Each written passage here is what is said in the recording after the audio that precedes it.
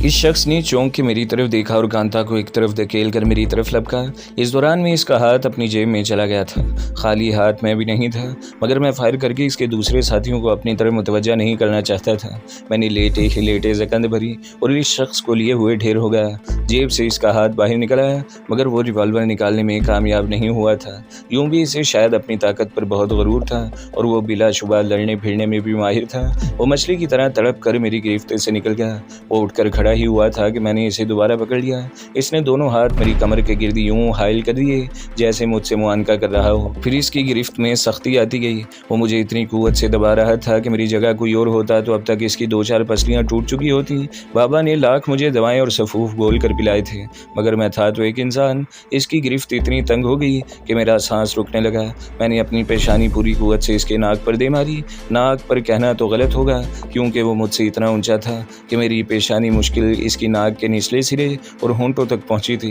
इस ज़रब का खातिर खा असर हुआ और इसकी गिरफ्त ढीली पड़ी तो मैंने फुर्ती से इसकी गर्दन बगल में दबा ली और पैर मोड़कर पंजे से इसके चेहरे पर ज़ोरदार ज़रब खाई। फिर अचानक मैंने इसे छोड़ दिया। वो लड़खड़ा कर पीछे हटा तो मैंने पूरी कुव्वत से इसकी पेशानी पर कौन-सा रसीद कर दिया। चट्टाक की आवाज़ आई और इसकी खोपड़ी की हड्डी चटक गई। इस मरतबा पहली मरतबा मुझे अपने घोंसे की कुव्वत का अंदाज़ा हुआ था। इस बेचारे के हलक से कोई आवाज़ भी ना निकल सकी। मैं इसे बेचारा ही कहूँगा, वो न जाने कौन था। मैंने तो इससे पहले इसे देखा भी नहीं था। ऐसे अफराद की जान लेकर मुझे हमेशा अफसोस होता था। कांता वहशी हिरनी की तरह एक तरफ खड़ी थी। मैंने इसका बायां हाथ पकड़ा और लकड़ी का बक्स उठाकर बोला, चलो अब यहाँ से निकल चलो। नहीं कामरान, कांता ने सरगोशी की।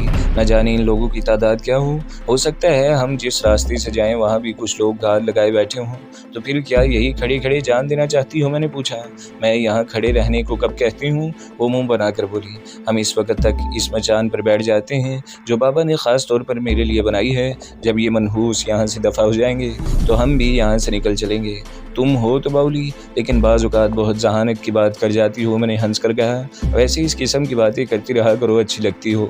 कोई गोली इस तरफ आ गई तो सारी शोखी हवा हो जाएगी। अब परेशानी की कोई बात नहीं है, मैंने हंस कर कहा।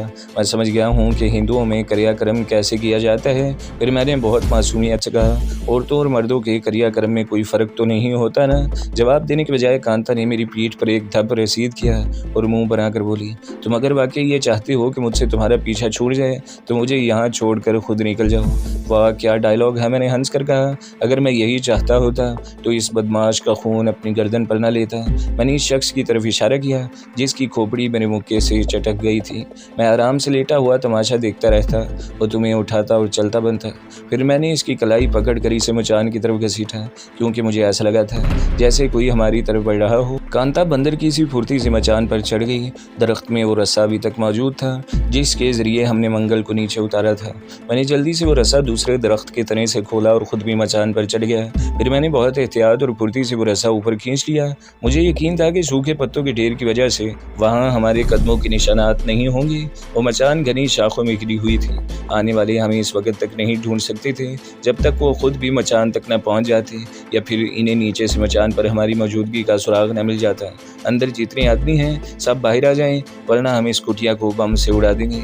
अचानक कोई तेज़ आवाज़ में चीखा, फिर लगातार कई फायर हुए। मैं हैरान था कि ये इलाका भला किस वीराने में है जहाँ ये लोग बिला खौफ व ख़तर इतनी खौफनाक और तसलसल से फायरिंग कर रहे हैं। ना सिर्फ फायरिंग कर रहे हैं बल्कि बम इस्तेमाल करने की धमकी भी दे रहे हैं। ये सिर्फ धमकी नहीं थी, बल्कि मुझे लग रहा था कि वो इस कुटिया को बम से उड़ा देंगे। मुझे कुटिया की तो इतनी फिक्र नहीं थी, क्योंकि वहाँ अब काम की कोई चीज़ भी नहीं रह गई थी सिवाय कांता के कपड़ों, बर्तनों और ज़रूरियात की दूसरी चीज़ों के।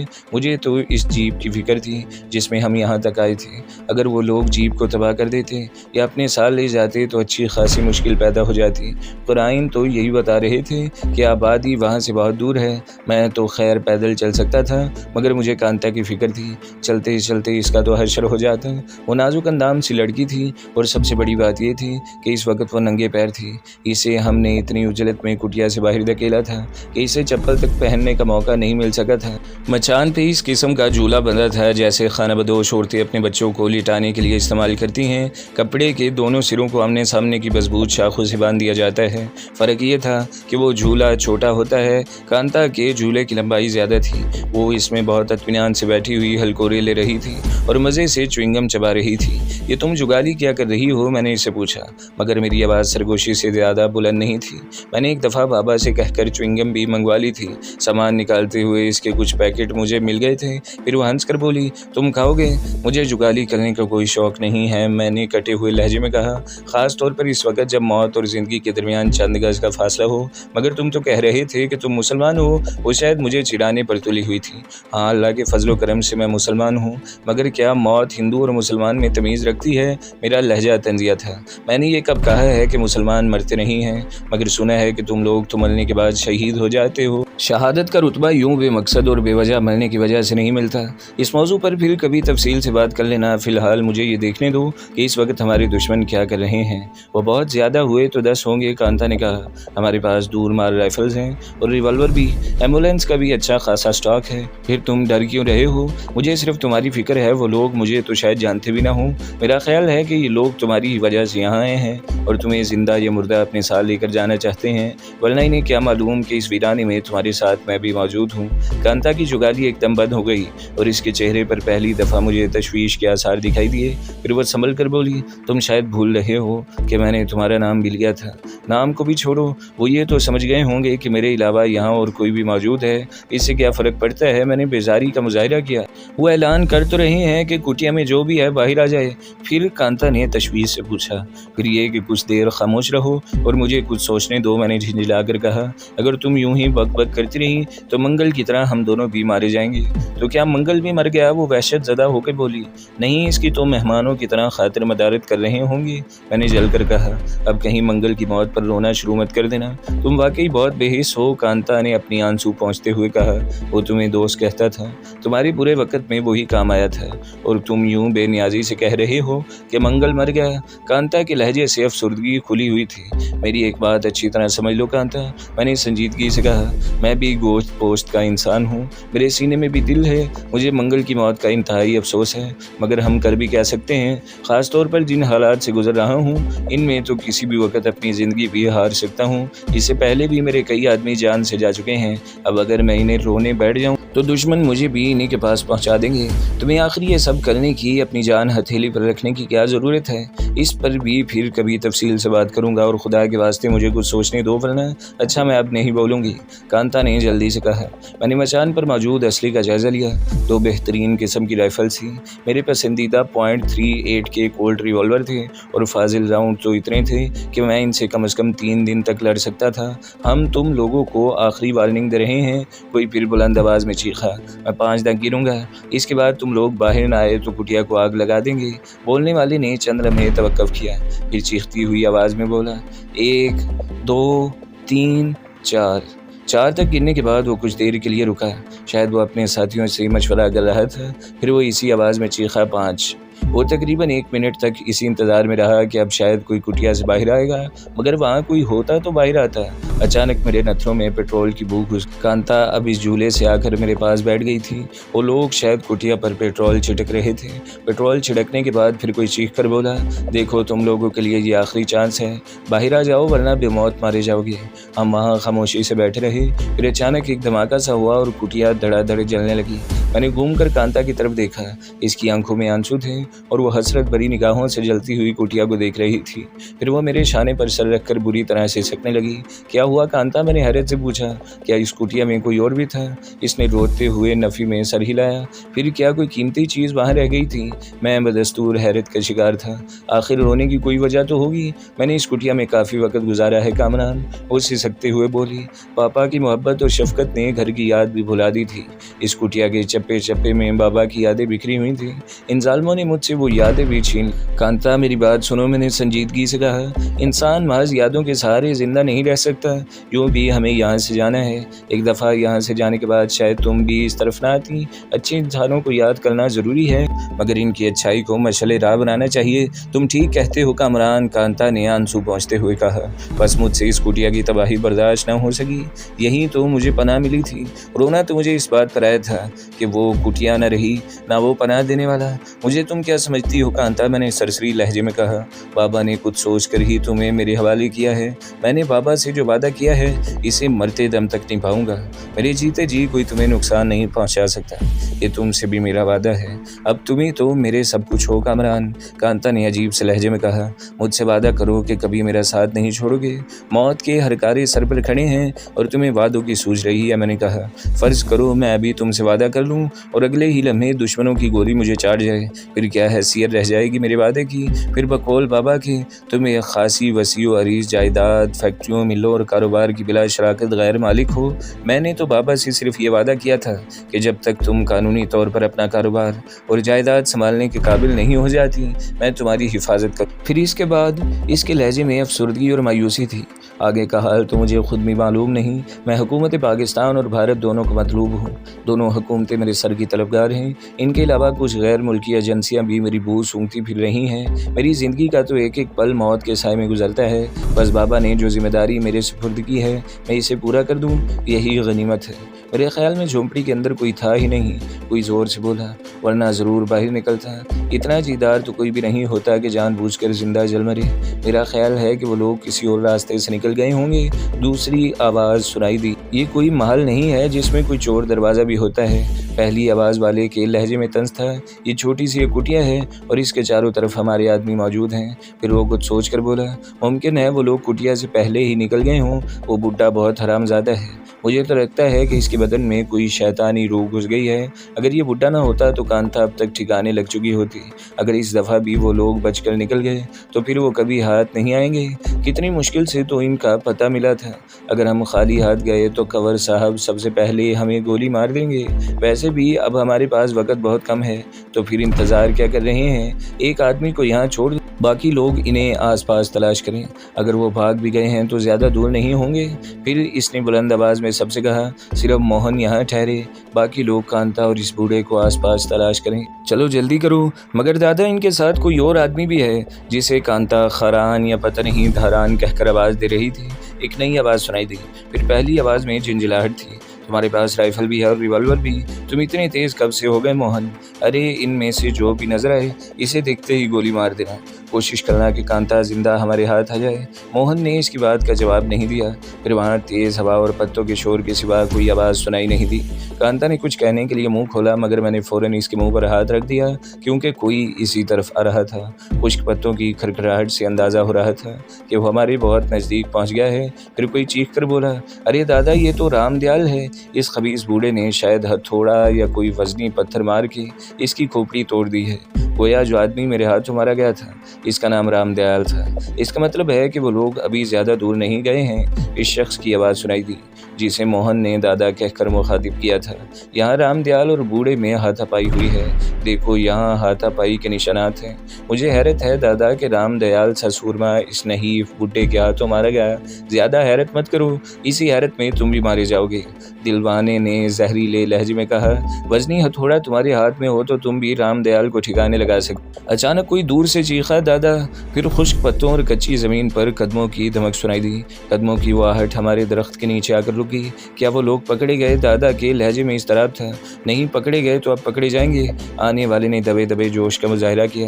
درختوں کے جھنڈ میں اس کی ایک جیپ کھڑی ہے۔ کھڑی کیا ہے، اسے وہاں چھپایا گیا ہے۔ وہ لوگ اسی جیپ کے ذریعے فرار ہوئے، مگر انہیں اس کا موقع نہیں ملا۔ جیپ کو وہاں سے نکال کر اپنے قبضے میں کر لو، دادا نے حکم دیا، اور ان حرام زادوں کی تلاش تیز کر دو۔ وہ ابھی یہیں کہیں ہوں گے، اگر وہ ہمیں یہاں نہیں ملے تو آس پاس کے گاؤں میں بھی انہیں تلاش کر لیں گے۔ وہ بولتے بولتے لمحے بھر کو خاموش ہوا، پھر بولا، ہاں سب کو یہ بتا دو کہ اس بوڑھے کے ہاتھ میں کوئی وزنی ہتھوڑا یا لوہے کی شام چڑی مضبوط لاٹھی ہے۔ یہ بھی امکان ہے کہ بوڑھا اور کانتا ہتھیاروں سے مسلح ہوں۔ پھر جیسے اسے کچھ یاد آ گیا، ایک ضروری بات اور سن لو، ان دونوں کے ساتھ کم از کم ایک آدمی اور بھی ہے، وہ آدمی جسے کانتا آوازیں دے رہی تھی۔ بس اب جاؤ۔ آنے والا پھر بھاگتا ہوا واپس چلا گیا۔ ہم دونوں دم سادے بیٹھے رہے۔ میرے ہاتھ میں دور مار رائفل تھی اور ایک رائفل مجھے کانتا کے ہاتھوں میں بھی نظر آ رہی تھی، وہ بھی محتاط انداز میں ادھر ادھر دیکھ رہی تھی۔ تھوڑی دیر بعد وہ شخص بھی وہاں سے چلا گیا جسے اس کے ساتھی دادا کہہ کر مخاطب کر رہے تھے۔ شام کا اندھیرا بہت تیزی سے ہر شے کو اپنی لپیٹ میں لے رہا تھا۔ ایک طرح سے ہمارے हमारे हक में बेहतर ही था। अंधेरे में हम इनसे ज़्यादा महफूज रह सकते थे। मैं इनसे खौफज़दा नहीं था, मगर मुझे अंदाज़ा नहीं था कि वो तादाद में कितने हैं। अब तो वो लोग जंगल के मुख्तलिफ हिस्सों में फैल कर हमें तलाश कर रहे थे। दादा के जाने के बाद मैंने कांता से पूछा, ये कबर साहब कौन हैं जो तुम्हारे खून के प्यासे हो रहे हैं? मेरा चचा है। कांता के लहजे में नफरत थी। आवारगी और अय्याशी में अपने हिस्से की जायदाद और दौलत ठिकाने लगा दी। अब वो कंगाल हो चुका है, इसलिए इसकी नज़रें मेरी जायदाद पर हैं। पिताजी की वसीयत के मुताबिक मुझे वो जायदाद 21 साल की उम्र में मिलेगी। इस वक्त तक इसका इंतज़ाम मेरे चचा के हाथ में रहेगा। ये वसीयत भी बहुत पुरानी थी। इस वक्त पिताजी को भी अपने भाई के करतूतों की खबर नहीं थी। ये कैसे हो सकता है कांता? मैंने बेयकीनी से कहा कि इन्हें अपने भाइयों की आवारगियों का इल्म न हो। इन्हें ज़रूर मालूम होगा, कांता ने कहा, मगर इस वक्त तक चचा ने इतने पर पुर्जे नहीं निकाले थे। पिताजी के सामने तो वो बिल्कुल बीगी बिल्ली बने रहते थे। वो वसीयत पिताजी के देहांत से 10 साल पहले लिखी गई थी। वो वसीयत बदलना चाहते थे, मगर इन्हें इसका मौका नहीं मिला। वो तो भला हो बाबा का जो इस वक्त हमारी हवेली में मौजूद थे। पिताजी की हालत अचानक ही बिगड़ गई थी। उन्हें बाबा पर बहुत भरोसा था। उन्होंने बाबा को बुलाया और कहा कि मुझे वसीयत तब्दील करने का मौका नहीं मिल सका, इसलिए एक जिम्मेदारी तुम्हारे कांधों पर डाल कर जा रहा हूँ। कांता जब तक 21 बरस की ना हो जाए इसकी हिफाजत करना। बाबा ने इनसे वादा कर लिया था। शायद मेरी ज़िंदगी बाकी थी जो भगवान ने इस समय बाबा को हवेली में भेज दिया था। इसी रात पिताजी का देहांत हो गया। इसके क्रियाक्रम के फ़ौरन बाद एक रोज़ बाबा खामोशी से मुझे वहाँ से निकाल लाए।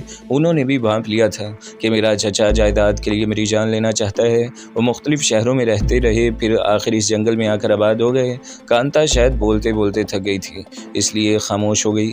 मैंने भी कुछ बोलना मुनासिब न समझा और खामोशी से सूरत हाल पर गौर करता रहा। मचान पे एक ही रुख से बैठे बैठे मेरा जिस्म गोया अकड़ कर रह गया था। मेरी बेचैनी को शायद कांता ने भी महसूस कर लिया। वो ज़्यादा वक्त कपड़े के इस झोले में लेटी रही थी, इसलिए मेरे मुकाबले में ज़्यादा तरोताज़ा लग रही थी, या फिर ये मेरा एहसास था। इसने मुझसे कहा, कामरान तुम बैठे बैठे थक गए होगे, कुछ देर के लिए झूले में लेट जाओ। मैंने इनकार करना चाहा, मगर इसने ज़बरदस्ती मुझे इस झूले में लिटा दिया। राइफ़ल अलबत्ता अब भी मेरे हाथ में थी। झूले में लेट कर मुझे वाकई बहुत सुकून मिला। फिर मुझ पर एक आफत टूट पड़ी। अचानक ही कांता भी इसी झूले में आ गई। आप खुद ही अंदाज़ा लगा सकते हैं कि इस झलूंगे में एक आदमी की गुंजाइश ही मुश्किल से निकलती है। कहाँ वो कांता भी मेरे सर पर सवार हो गई थी। इसके बालों से उठने वाली महसूर कुन महक मुझे दीवाना किए रही थी, जो किसी मसनूई शैम्पू की मोहताज नहीं थी। इसके जिस्म में भी अजीब सहर अंगेज़ महक थी, वो मुझ पर लदी हुई थी। मैं भी होश का दामन खोता जा रहा था कि अचानक होश की दुनिया में वापस आ गया। मैंने सख्त और खुरदरे लहजे में कहा, कांता होश में आओ, और तुम्हें लेटने का इतना ही शौक है तो लेटो, मगर मुझे यहाँ से उठने दो। कामरान, कांता ने मेरे कान में सरगोशी की। मुझे उठने दो कांता। मैंने बुरी तरह इसे झिड़क दिया। दुश्मन सर पर मौजूद हैं और तुम्हें ये चोंचले सूझ रहे हैं। वो शायद इस लहजे की आदी नहीं थी, इसलिए झिंझला कर उठ गई। इसके उठने के बाद मैंने भी इस जलूंगे से निकलने की कोशिश की, मगर कांता ने रोक दिया। तुम थके हुए हो, इसलिए यहीं लेटे रहो। मुझे न जाने क्या हो गया था। मैं वचन देती हूँ कि जब तक दुश्मन हमारे सर पर मौजूद हैं, मैं कोई ऐसी हरकत नहीं करूँगी जिससे तुम्हें डिस्टर्बेंस हो। मुझे इसके जुमले पर हंसी आ गई। गोया जब दुश्मनों का खतरा टल जाता तो वो मुझे डिस्टर्ब करती। इसमें हंसने की क्या बात है? वो बिगड़ कर बोली। मैंने एकदम इसके मुंह पर हाथ रख दिया, क्योंकि कोई इस तरफ आ रहा था। मुझे लग रहा था कि बाबा की जड़ी बूटियाँ और सफ़ूफ पी कर मेरी क़ुव्वत समात भी कई गुना बढ़ गई है। बिनाई भी तेज़ हो गई थी और सूंघने की हिस्स भी बहुत ज़्यादा हद तक बढ़ गई थी। मुश्किल से 1 मिनट बाद कोई ऐन इस दरख्त के नीचे आकर खड़ा हो गया। वो शायद सस्ती किस्म की कोई बीड़ी पी रहा था, क्योंकि इसके नागवार बू से मेरी नाक में सोजिश होने लगी थी। फिर कदमों की चाप से मुझे अंदाज़ा हुआ कि वहाँ मज़ीद एक आदमी आ गया है। दादा जीप तो मैंने वहाँ से निकाल ली है, मगर इन लोगों का कोई सुराग नहीं मिल रहा। जंगल इतना घना भी नहीं है कि इनमें से 1 ना 2 पूरे 3 आदमी छुप जाएं और हमारे किसी आदमी की नज़र न पड़े। दादा ने इनकी बात का कोई जवाब नहीं दिया। शायद वो कुछ सोच रहा था। अरे मर गया दादा, दूसरा आदमी अजियत भरे अंदाज में चीखा। मुझे शायद बिच्छू ने काट लिया है। इस वक्त तक अच्छा खासा अंधेरा फैल चुका था। अबे कोई कांटा वांटा चुप गया होगा, दादा ने कहा। टॉर्च है तेरे पास? इसने कोई जवाब दिए बगैर टॉर्च रोशन कर दी। वो शायद बिच्छू तलाश कर रहा था। अरे ये क्या है? दादा की आवाज़ में तहय्युर था। लाओ ज़रा टॉर्च, ज़रा मुझे दो। क्यों दादा, कोई सांप है क्या? टॉर्च वाले की आवाज़ में मुर्दनी थी। तू टॉर्च दे, दादा झिंझला कर बोला। न जाने इसने क्या देख लिया था। छठी हिस्स मुझे किसी खतरे से आगाह कर रही थी। मैंने कांता को बिल्कुल साकित रहने का इशारा किया और ख़ुद बहुत एहतियात के साथ इस जलूंगे से निकल आया। ये भी गनीमत थी कि इस वक्त हवा बहुत तेज़ थी। इसकी सिरसराहट में नीचे वालों को ऊपर सिरसराहटों का एहसास नहीं हुआ। यार ये तो किसी लड़की की नाक में पहनने वाली लौंग है। کہیں کانتا اس درخت پر تو نہیں ہے؟ دادا کا جملہ سن کر میرے اعصاب کشیدہ ہو گئے۔ اب وہ لوگ یقیناً ہمیں اس درخت پر تلاش کریں گے۔ ویسے تو ہم دونوں ہی گھنے پتوں میں چھپے ہوئے تھے، مگر وہ اپنی تسلی کے لیے اس پر 2-4 فائر بھی کر سکتے تھے۔ ان کے پاس ہر قسم کی دور مار رائفلیں بھی تھیں۔ اس کا اندازہ تو مجھے فائرنگ کے وقت ہی ہو گیا تھا کہ وہ لوگ ہر قسم کے جدید اسلحے سے لیس ہیں۔ پھر شاید دادا یا اس کے آدمی نے طاقتور ٹارچ کی روشنی میں اوپر دیکھنے کی کوشش کی تھی، کیونکہ روشنی پتوں سے چھن کر ہم تک بھی پہنچی تھی۔ وارننگ دے کر درخت پہ سب مشین گن کا ایک برسٹ مار دو، دادا نے حکم دیا۔ جو کوئی بھی درخت پر ہوا وہ ابھی زندہ یا مردہ نیچے آ جائے گا۔ اوپر اگر کوئی ہے تو 1 منٹ کے اندر اندر نیچے آ جائے، ورنہ میں فائرنگ کر دوں گا۔ نیچے سے کوئی بلند آواز میں بولا۔ میں نے چشمے زدن میں ایک فیصلہ کر لیا۔ میں چاہتا تو اوپر ہی سے فائرنگ کر کے ان دونوں کو ٹھکانے لگا سکتا تھا، مگر میں نہیں چاہتا تھا کہ فائرنگ کی آواز سے ان کے دوسرے ساتھی بھی اس طرف دوڑے آئیں۔ نہ جانے ان کی تعداد کتنی تھی۔ میں نے پتوں کی اوٹ سے جھانک کر دیکھا۔ درخت کے نیچے کھڑا ہوا ایک شخص سب مشین گن لوڈ کر رہا تھا اور دوسرا بیڑی کے کش لگا رہا تھا۔ ٹارچ اس وقت بھی روشن تھی، مگر اس کا رخ اب اوپر کی جانب نہیں تھا۔ وہ بیڑی پینے والے کے ہاتھ میں تھی، جو یقینی طور پر دادا تھا، کیونکہ انہی نے دوسرے آدمی کو فائر کرنے کا حکم دیا تھا۔ میرے پاس چند سیکنڈ تھے۔ میں نے رائفل کانتا کو پکڑائی اور اچانک سب مشین گن والے پر چھلانگ لگا دی۔ ایک تو میرا 210 پاؤنڈ وزن ہی اس کے لیے جان لیوا تھا، پھر میں نے چھلانگ لگاتے وقت اس کی گردن پہ کراٹے کا ایک وار بھی کیا۔ وہ آواز نکالے بغیر وہیں ٹھیر ہو گیا۔ سب مشین گن تھی اس کے جسم کے نیچے دب گئی تھی۔ دادا کے ہونٹوں سے بیڑی نکل کے نیچے گر پڑی۔ وہ فوراً ہی سنبھل اٹھا۔ ٹارچ ابھی تک اس کے ہاتھ میں موجود تھی۔ اس نے سنبھل کر ٹارچ ہی سے میرے سر پر حملہ کیا، مگر میں جھکائی دے کر بچ گیا۔ اس دوران میں اس نے اپنی جیب سے ریوالور نکال لیا، اس سے پہلے کہ وہ مجھ پر فائر کرتا۔ میں نے گھوم کر ایک راؤنڈ کک اس کے ہاتھ پر رسید کر دی۔ کک اچھڑتی ہوئی پڑی، مگر ریوالور اس کے ہاتھ سے نکل کر دور جا گرا۔ وہ چاہتا تو آواز دے کر اپنے دوسرے ساتھیوں کو وہاں بلا سکتا تھا، مگر وہ شاید کچھ زیادہ ہی پراعتماد تھا۔ اس نے کسی کو آواز دینے کے بجائے ٹارچ بھی ہاتھ سے چھوڑ دی، مگر وہ اب بھی روشن تھی اور اس کی روشنی میں مجھے دادا کے خد و خال صاف دکھائی دے رہے تھے۔ اس کا قد تو مجھ سے کم تھا، مگر جسامت میں دیو تھا۔